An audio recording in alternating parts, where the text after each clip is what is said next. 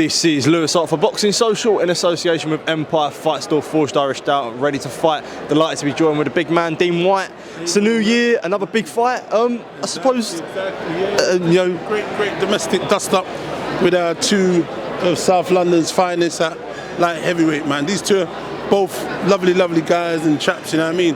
I know them very well.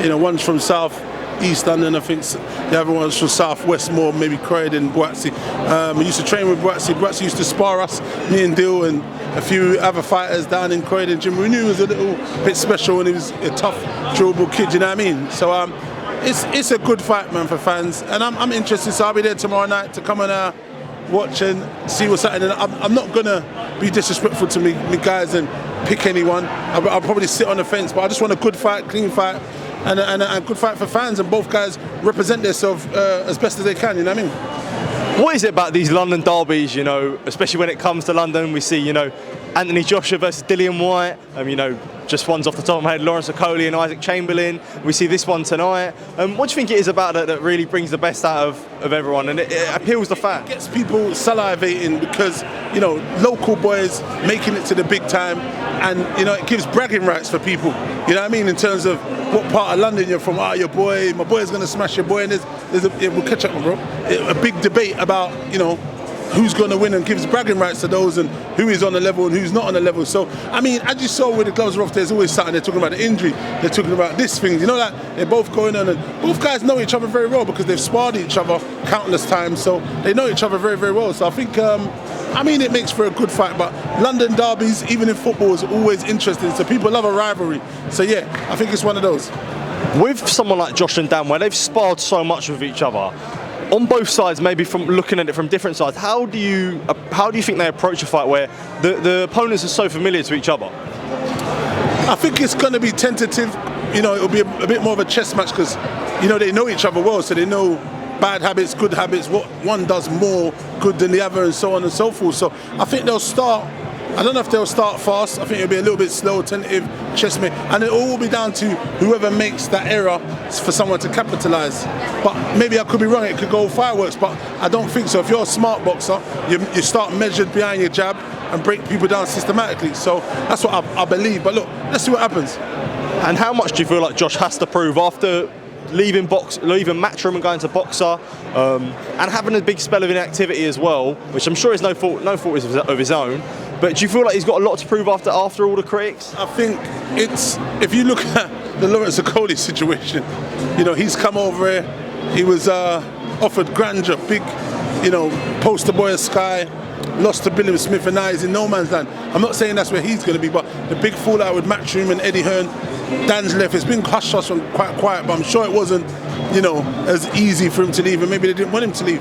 But he needs to win, because where do they go? There's nowhere to go, because you can't go back to Matchroom, because, you know, you probably left on not great terms. But I mean, he's probably got a little bit more pressure because, you know, Dan's in a position where Dan was nobody, nowhere, and he come from behind, won these titles, what did he win, the British and the European or something? Yeah, I mean, he's won everything apart from a world title. Yeah. So he's come there and done it the hard way. No one was backing him. He was fighting on small hall shows, and he waited his turn and he's come up. He didn't have what Buatsi had as an Olympian, a big promoter behind him, the whistles and bells, and all. He didn't have none of that. He's come up the old traditional way and done it the hard way.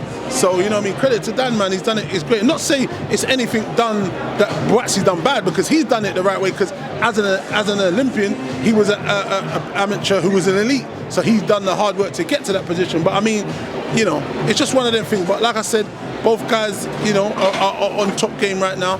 I think Dan may be a bit more active than Buatsi, so that might play in his favour somewhat. We'll have to see. But like I said, Buatsi's a very good technician, so it's going to be interesting to see how he performs and does his thing. But listen, I think it's going to be a good fight. Both guys are, you know, talented, and they're going to be smart enough and do what they need to do to get the win, whoever wins. Just moving on quickly to news that surrounds the boxing world, especially this week that's come out. Tyson Fury versus Oleksandr Usyk is growing ever closer. And obviously, as they do grow closer, rumours circulate. You see stuff on social media, especially Johnny Nelson came out and talked about Fury getting handled in camp. Much to make of it from your opinion? I don't believe it personally, but hey, look, what do I know? Like, I've been chilling anyway. I don't believe so. You know, and even if it did, what do you make of it? Because what people got to understand, with boxing and sparring in the gym, fighters are working on stuff. So it's better that you work on stuff and things happen in the gym than it happens in the fight. Tyson Fury is undefeated, lineal champion. So regardless of that, it's just up in the air, innit? Sparring, people talk about sparring and rumours and stuff. Like I said, Floyd Mayweather never had it all his own way when he was sparring, because he was working on stuff. But when he went in the ring, 50 wins, no losses. And that's what it's for. You're practicing the art you're learning.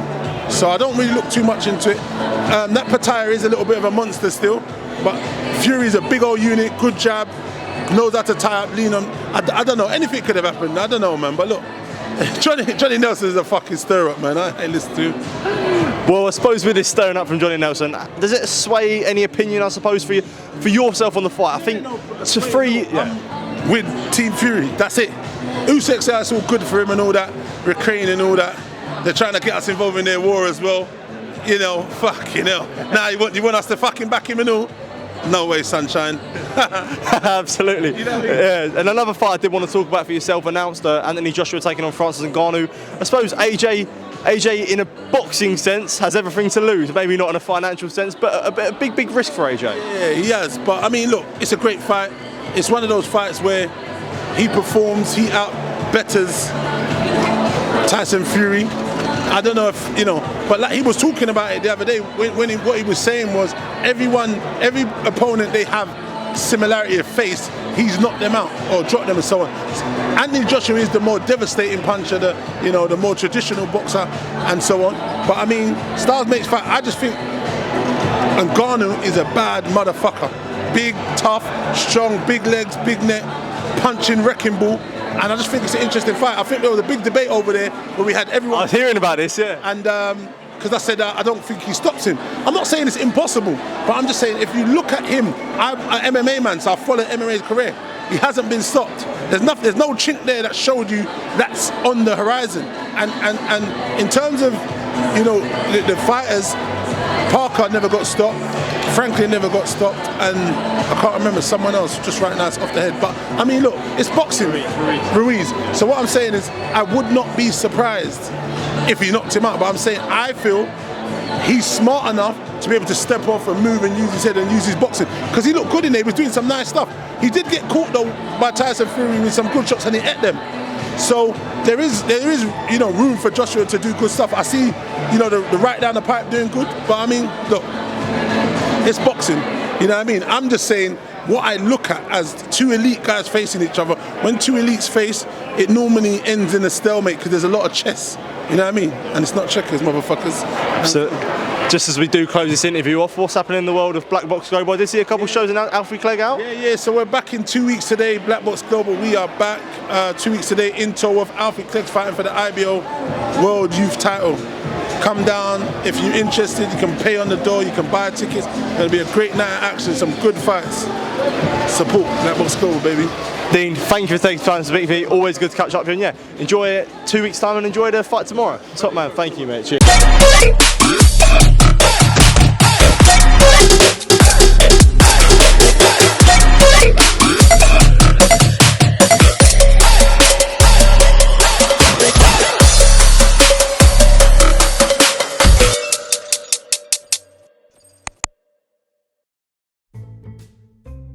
We need to think of a new advert for freebets.com.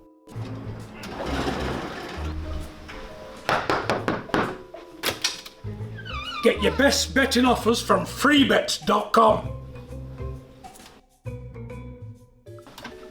Yeah, that'll do. The following deals are now live.